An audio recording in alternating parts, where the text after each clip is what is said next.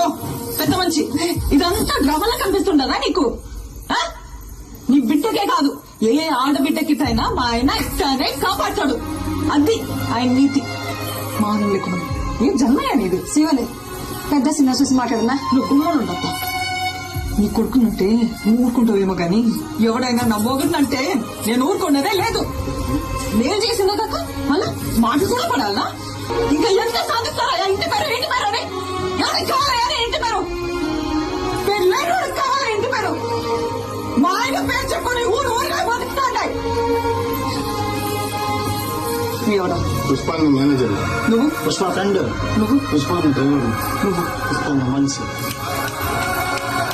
ఇదా ఎవరినైనా అడిగినా వాళ్ళ పేరు చెప్పుకో. పుష్ప మంచి అని చెప్పుకుంటారు. ఇదంతా ఎందుకయ్యా? ఈయనెవరు? పుష్పాలన్నా